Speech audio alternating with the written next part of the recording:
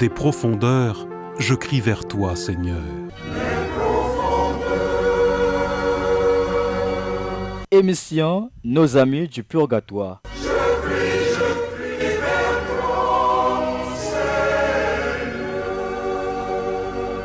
Présenté par Nathalie Bouelassa.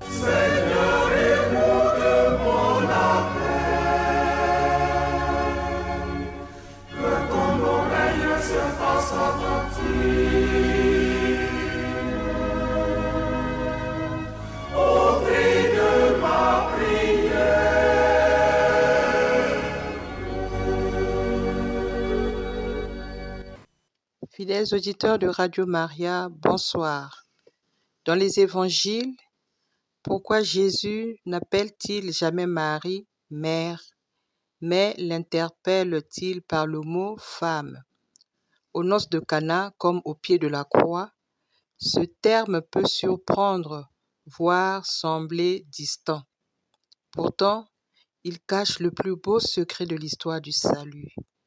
En 30 minutes, nous allons tenter de découvrir pourquoi Marie est la nouvelle Ève, celle qui vient dénouer ce que la première Ève avait brisé. Nous allons ce soir comprendre pourquoi les premiers pères de l'Église ont appelé Marie la nouvelle Ève et comment ce titre éclaire tout le plan de Dieu pour l'humanité. Chers frères et sœurs, aujourd'hui je vous propose comme thème Marie, la nouvelle Ève.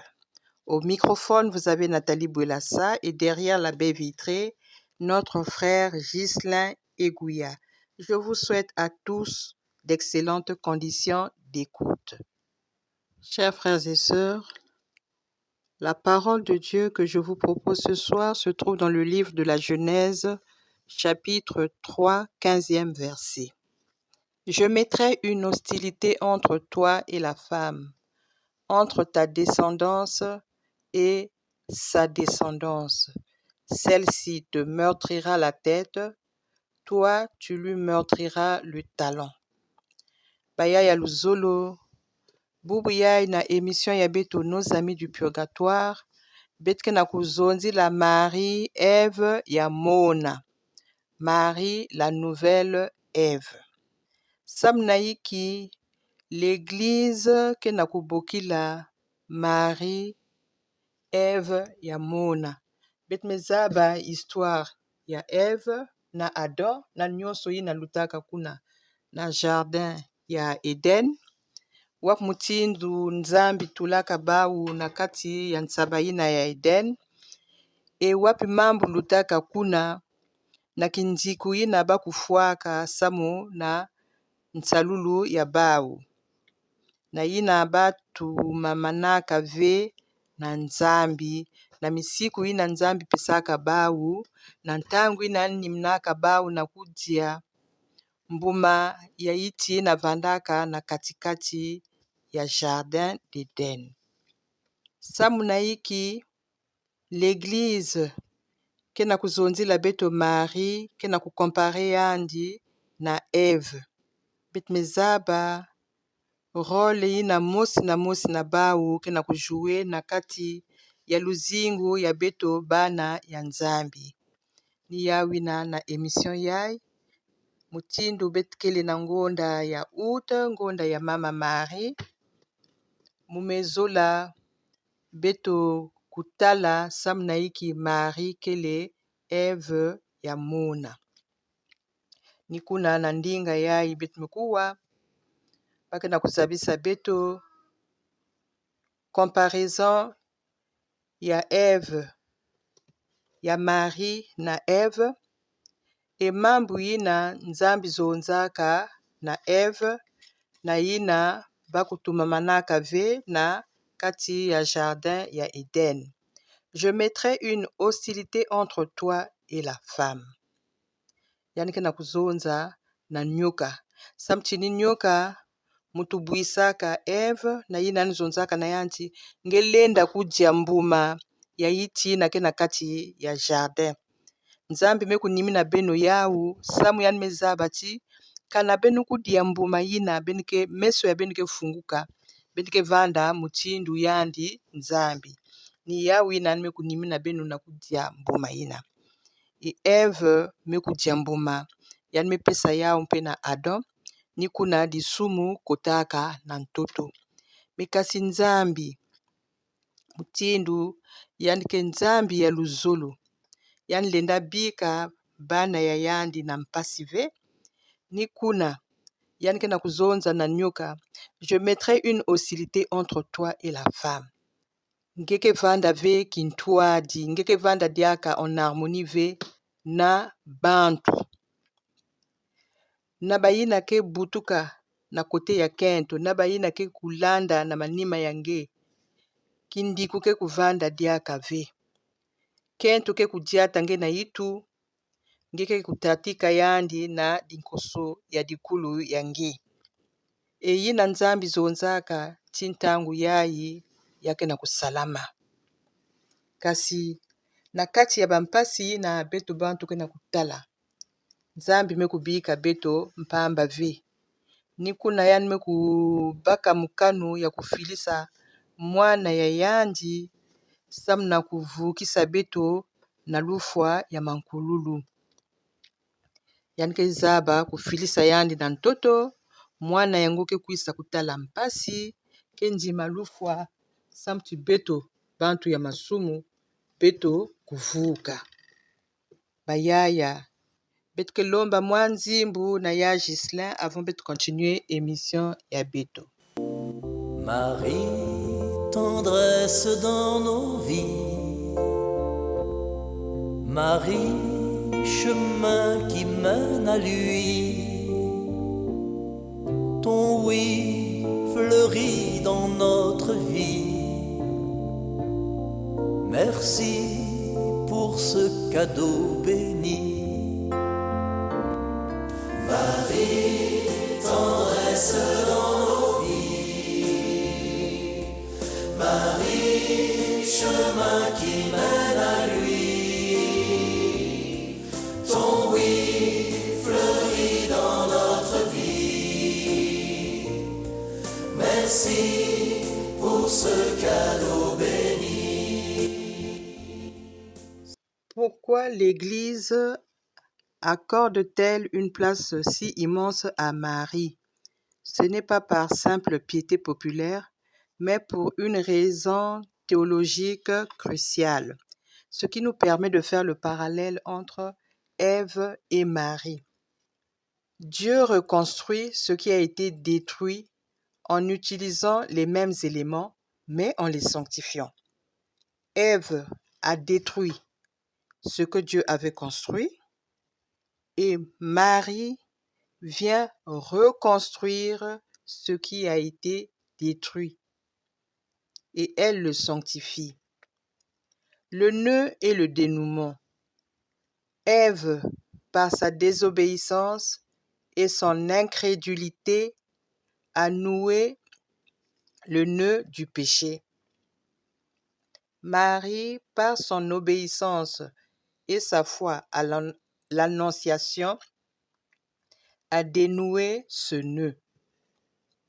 Samnaiki, l'Église que n'a comparé Marie na Ève.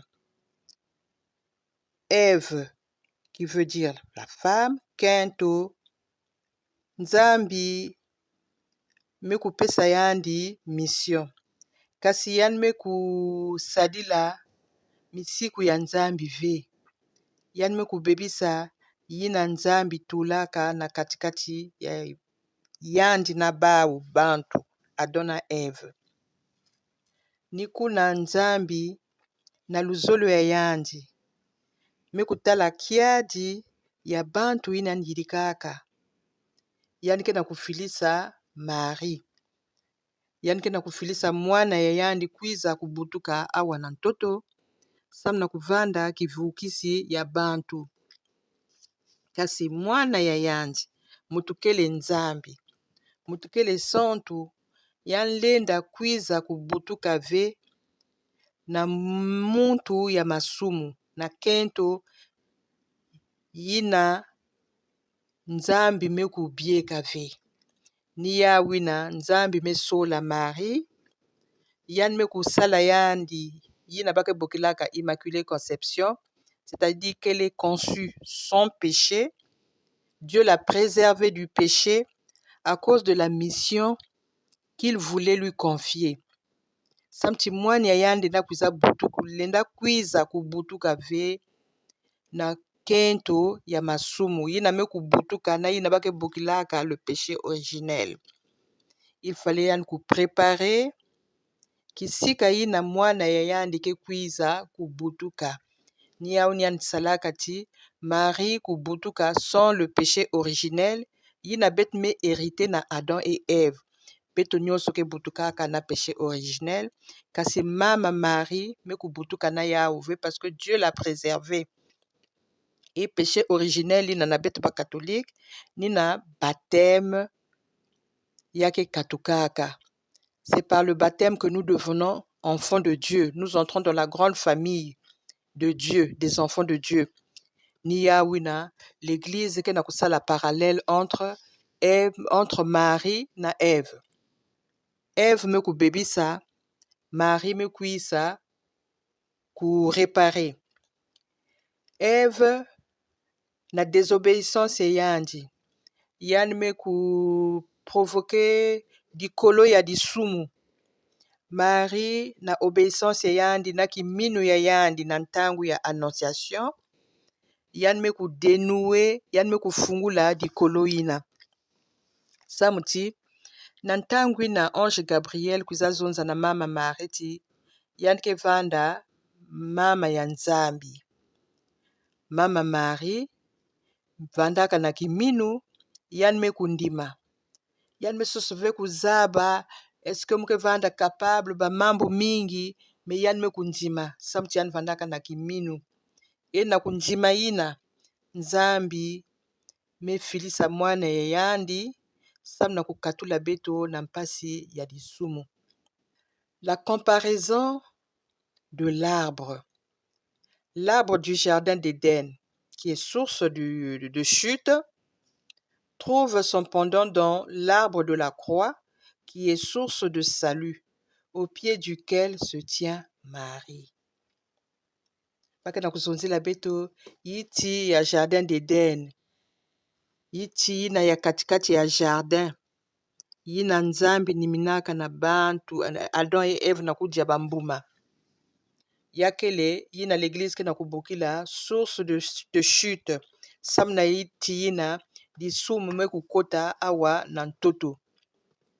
Bakena kukompare yaou na l'arbre de la croix yiti ya krusu comme source de salut au pied duquel se tient Marie. Na ntangu ina mfumu Yesu vandi kufwa na zulu ya krusu yanike na kuzonza na Marie mama tala mwana yange. Mwana yandi ni disciple Jean yina ke na ku représenter beto nyonso. Mwana tala mama yange. Yanike na kupesa mama Marie na Jean.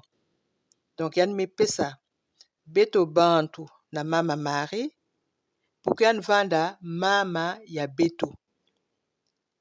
E yan ke na kupesa beto na mama Marie pour beto vanda bani ya yandi e yandi vanda mama ya beto. Ina ni comparaison l'église ke na kusala entre l'arbre du jardin d'Éden qui est source de chute pour l'humanité et l'arbre de la croix source de salut pour la même humanité.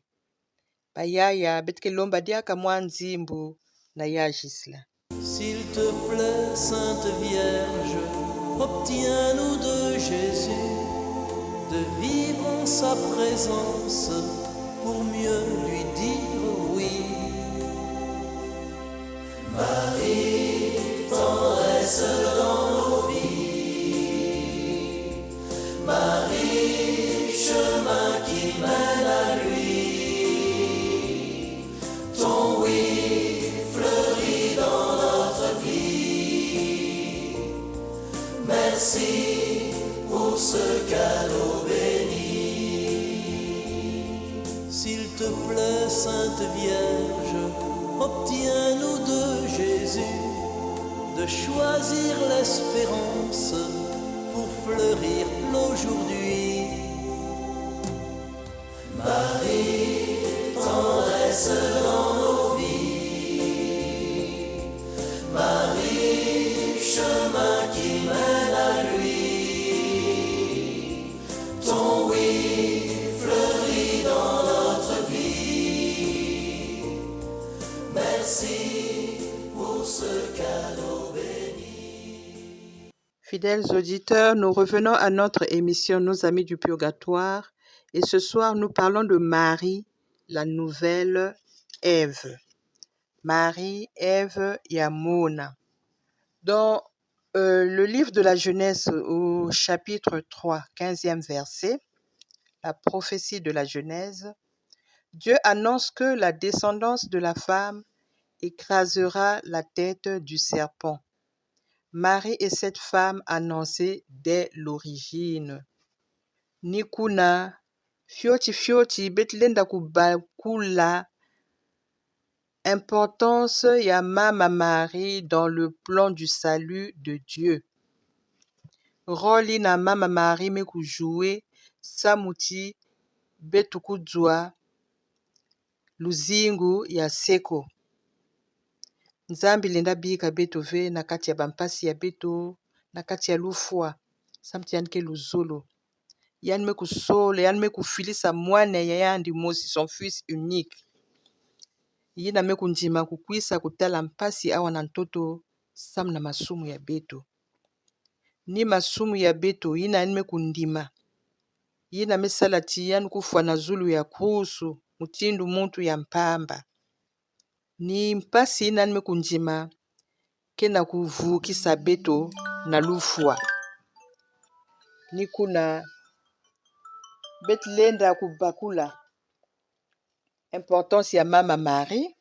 Role ina joué na katikati ya beto. Betlenda kuzaba ve yikilenda zola luta kana Mama Marie mangaka na kuvanda mwana na kubuta mwana ya Nzambi. Yake role ya nene. Kisalu ya nene yanme kusala na kati ya luzingu ya mosi na mosi ya beto. Naba yina mezaba yandi. Naba yina mezola yandi. Naba yina kendimaka yandi ve. Beto nyonso ke bana ya Mama Marie. Samti Mama Marie fumu Yezu pesaka Jean na maboko ya Mama Marie. Eni beto nyonso, tout le genre humain yandi pesaka na maboko ya mama ya yandi. Ata betike manga yandi ke vanda kaka mama ya beto. Parce que le salut apporté par le Christ est accordé à tous les hommes, sans distinction. Mutu veke zonziti munu muke vuka ve sam na Christ. Munu mulenda kunjima ve Mama Marie na luzingu ya munu parce que yake kento vandaka mutindu bakente nyonso wapi Mama Marie ke ve mutindu bakento nyonso. Elle est l'Immaculée Conception, la choisie, la fille choisie par Dieu. Yanlen vande ve mutindu bakento nyonso. Samti bakento nyonso qu'elle veut capable na kubuta mwana ya Nzambi. Il y a une seule qui a été choisie. Elle est venue réparer ce que Ève a détruit. Nikuna na passage ya Genèse 3:15 betke na kutala wap mutindu bake na ku Nzambi ke na kuzabisa wap mutindu nyoka, c'est-à-dire le démon, le malin. Yina ke na kusosa kubuisa bantu yanlenda kuwisa na ve na bantu ina Nzambi mekusala. Ni betu mosi mutre pesaka le malin place na luzingu ya betu. Et kanani ke na kusala imbi yani ke na kutalisa beto mpasi yake ni ngolo hii na betu ke pesaka yandi. Parce que nous sommes fils de Dieu, le Seigneur est avec nous, il nous donne son Esprit Saint. Kana betu me kukangama na Christ, mutantu lenda kuningisa beto kasi yani ke kubuisa beto ve. Donc ngolo hii na yani ke na kuzwa na kutalisa beto pasi ni beto mosi muke pesaka yandi. Na baporte hii na betu ke zibulaka na luzingu ya beto. E mingi na katikati ya beto me kusala experience ina. Kana nge me kunjima kuvanda kintuadi na Chris, mutantu ke kubika ngeve, yani ke kunuanisa nge. Kasi yani lenda kununga ve.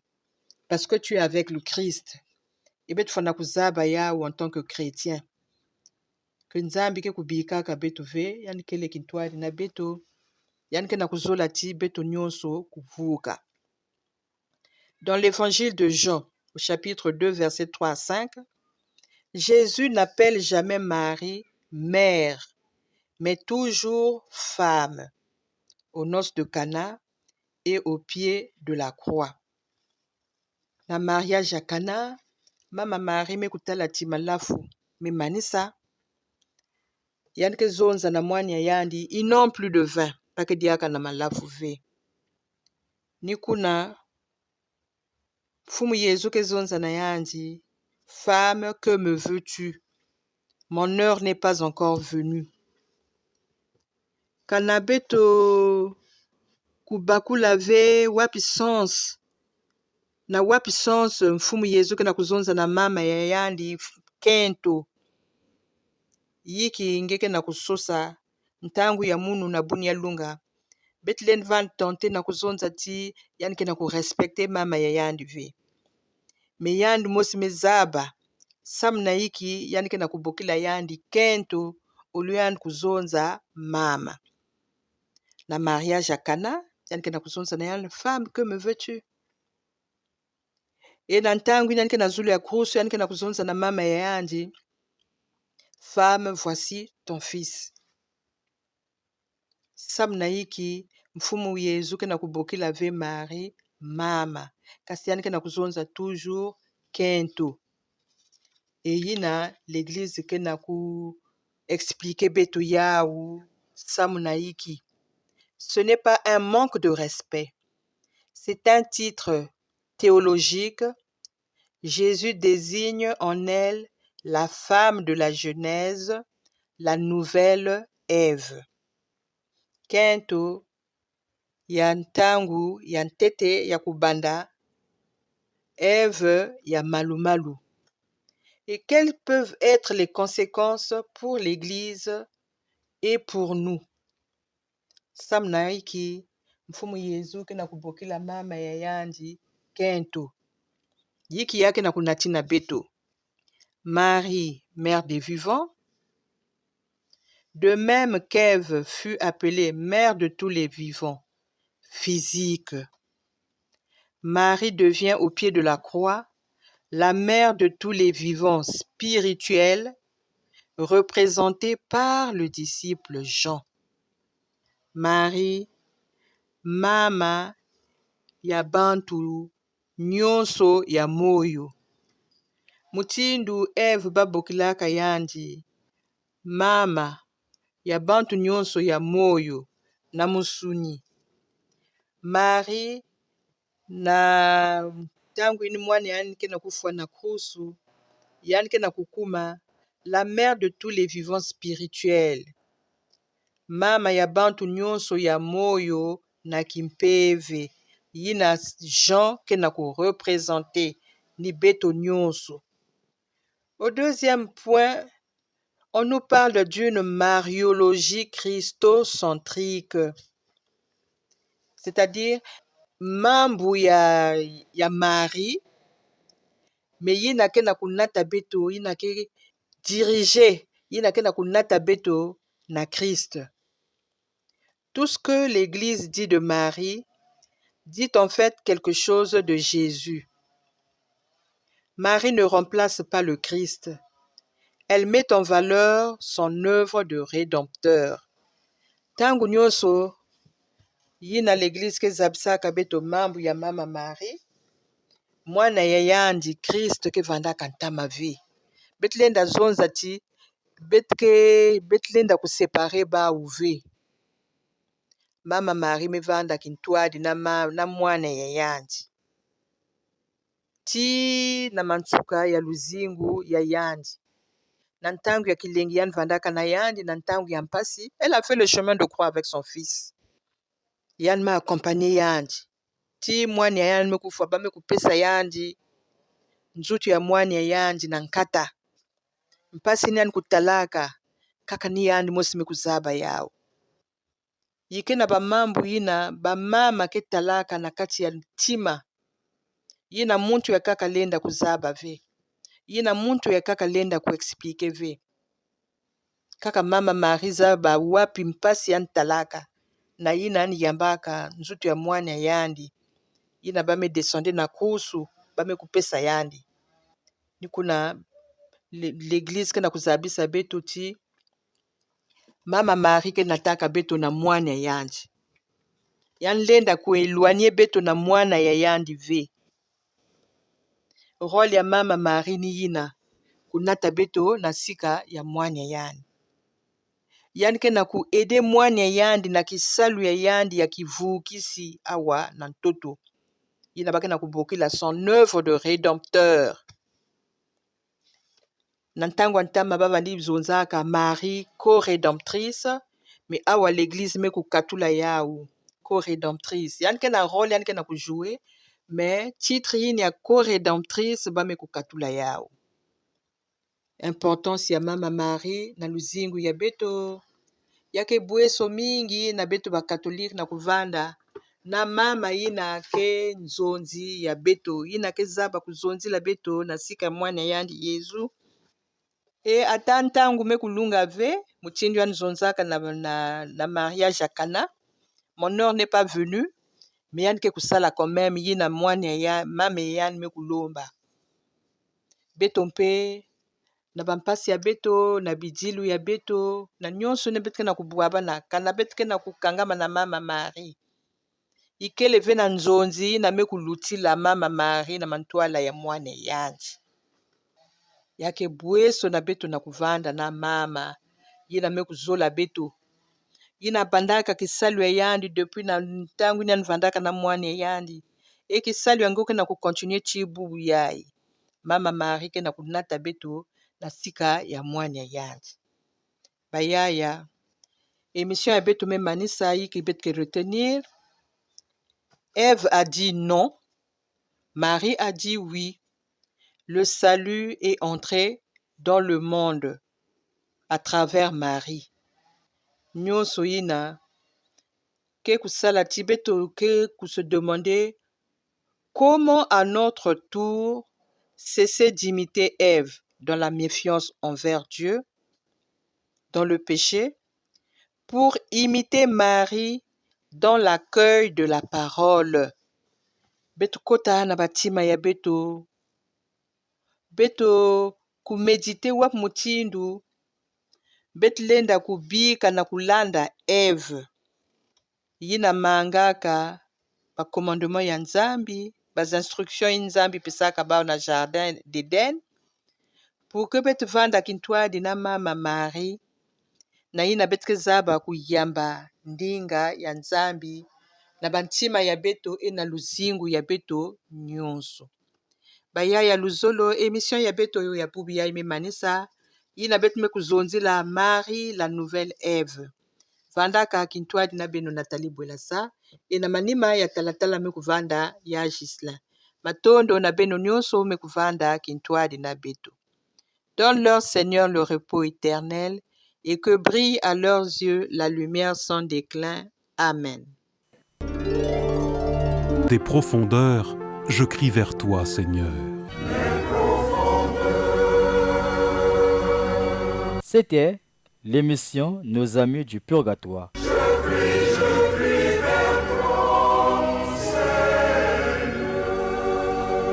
Présentée par Nathalie Bwelassa.